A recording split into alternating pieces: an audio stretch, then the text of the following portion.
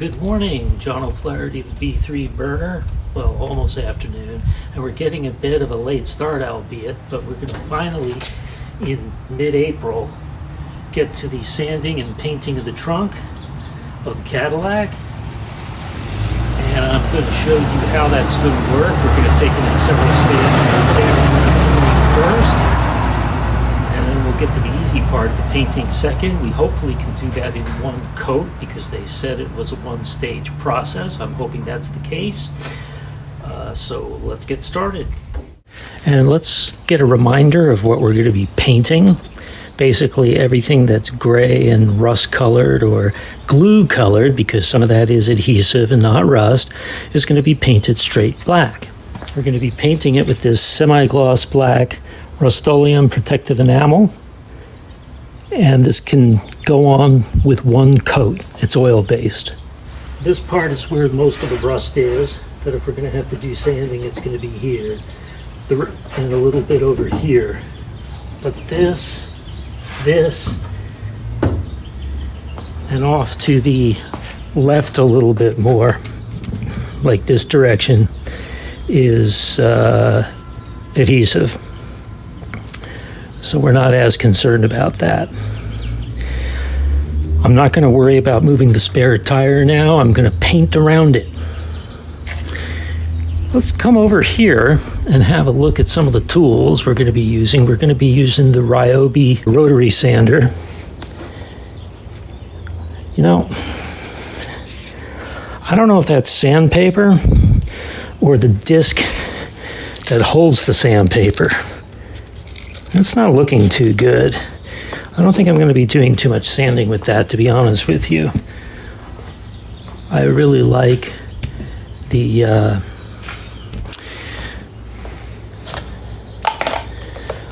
I got my sander's mask. I got my sheets of sandpaper. I got my wire brush. I've got the paint, which I've already pointed out. And I've got my choice of brushes. We're going to brush instead of spraying, so I don't have to worry about overspray on my beautiful white trunk. And that's basically it. And oh yes, salute the flag, and let's all remember where we are. I have absolutely no idea how I'm supposed to wear this thing. I got this going around the back, and this little thing hanging down right over there. Absolutely clueless. So we're going to take the Ryobi sander, plug it in, and get going next we look. Well, I can't say much for the surface, but if you push down hard enough, it appears to do something. Let's give this a try.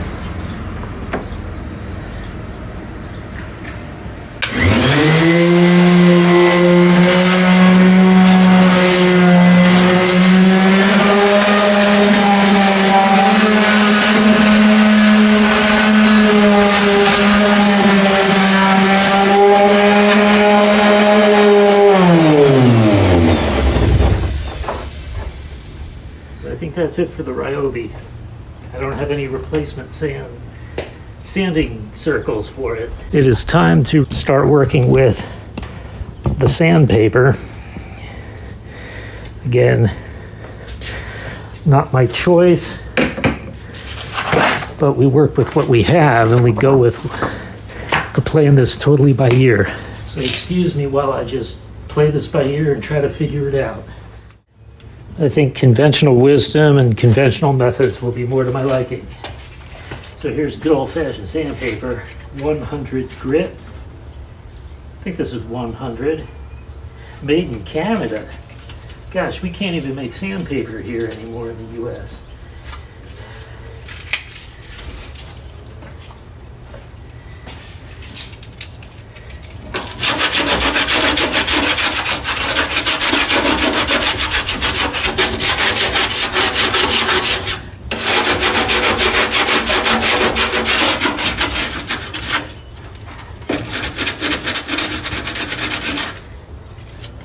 What is this crap?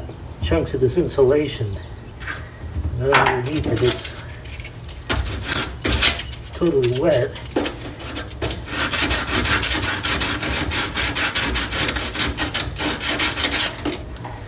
Trunk is just totally rotting away.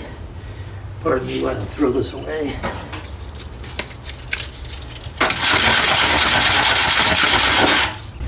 You know what? I think I'm sanding adhesive.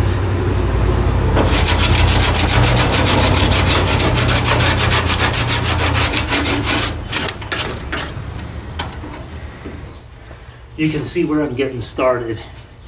This is about as exciting as watching paint peel, so I'll tell you what. Let me make some progress and then I'll get back to you. Well, I'll tell you what. Our sandpaper is pretty tattered. It's been through a lot. And I mainly used the brush in order to get the more difficult parts that would have worn out the sandpaper. Now, in the process of doing this, I managed to find, I don't know if you'll see it here. Yeah, I don't think you will. Hold on a second, I'll direct you in the general direction though. Right over here, we have a hole in the trunk. It's a place where a seam, a weld looks like it's broken loose, and there's a little triangular hole here. And I would like to either seal that up with paint or putty, or what do they call that stuff, Bondo. But first, I want to vacuum this out and then take a wet sponge to it so that we can get it as clean as possible before we lay down paint or Bondo. That appears to be the only place where there's a hole. Everything else on the left side. Well, let's take a look around. So I sanded the left side, which didn't really need it as much. If there was rust on the left side, it was only over here, and I sanded that down at bare metal. More in the center and to the right is where we've had more of the problem. And of course, we have this carpet liner on the edge that doesn't help matters any. Do I paint over it, or do I paint just short of it and around it? I'm thinking more the latter, unless I absolutely have to paint over it. It doesn't make sense to put paint over carpet. The next step is to vacuum it, and then to put it with a wet sponge and try to get the remaining part of the dirt off. The left side looks pretty clean and gray. That's good.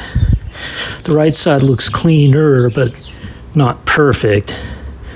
We intend to make that better. Well, I'm looking at it. I finished sanding, brushing, and vacuuming. Wet it down and then dry it with a cloth. It'll look better when we paint it black. So that's the story with that. We're going to stop and sponge. So we have just wet sponged and dried the trunk surface, and we're now ready to paint. The paint is over here. Then we're going to stir it and get going. Next time you see me, I will be painting the trunk, and we'll get started. And we'll probably get started on the left side first, and then the right side, because the left side's cleaner to begin with. Well, a little bit of the painting process, just so you can see what that's about. Got an angled 2.5 inch brush and some semi-gloss black Rust-Oleum paint, protective enamel paint that's oil-based and will hopefully stop rust. I'm not sure what the right way is for applying this, but I'm less likely to overspray with this than I am spray paint. So I'm really happy about that. This stuff really smells bad, so I put the mask back on.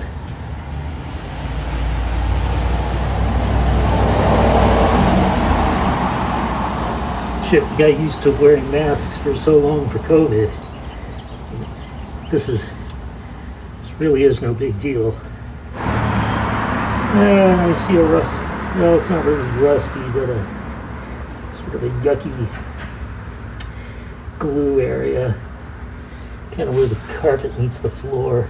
And this is cardboard. And I don't really feel like lifting the cardboard to paint under it, so I'll just paint right up to it.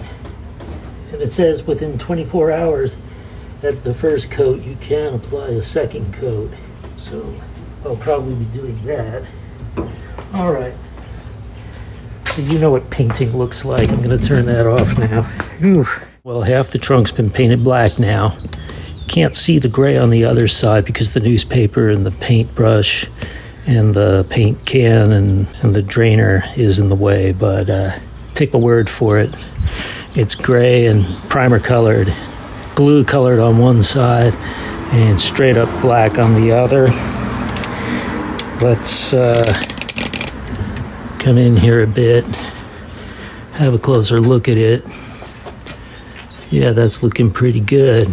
And you can see I had to move this carpet out of the way to make room for where I was going to paint. And you know what? Let's come around over this way.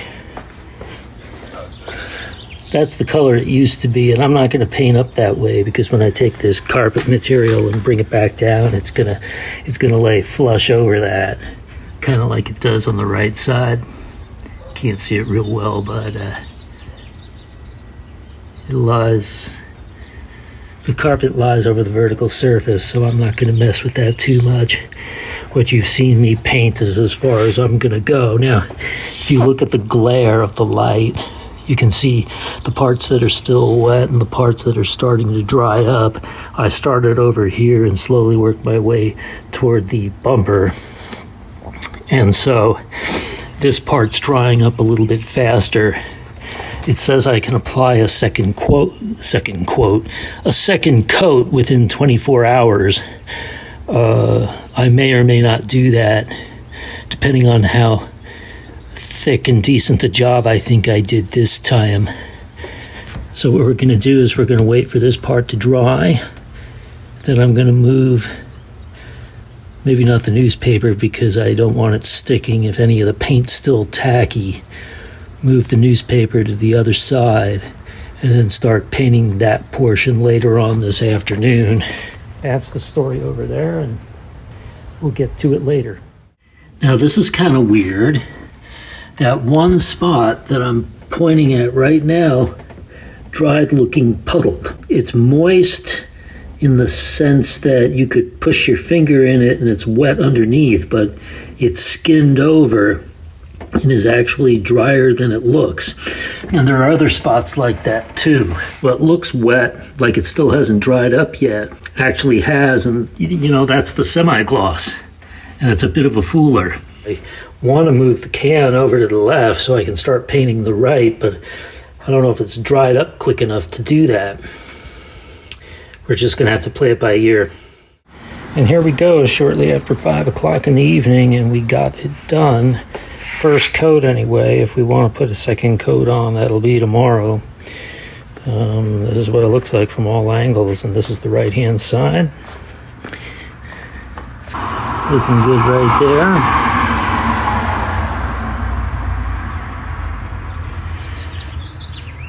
And that's the left side in the far distance. And as I say, I'm not going to do the wall, the upslope, that part over there, because there's a carpeted surface covering it on the right side. And though loose, there's a carpeted surface over here that needs to get draped back over after this area dries up, so, which is probably mostly the case by now. What is that? I don't know. It's the end of the carpet there. I just best not play with it, I guess. Let's come over to the left side and look toward the right. And that's a semi-gloss. And it's reflecting the sky, which is cloudy right now, so that's why it looks whitish gray over there. That's just reflection. We'll let it dry up overnight, and we'll see tomorrow. We'll check tomorrow and see if it needs a second coat or not.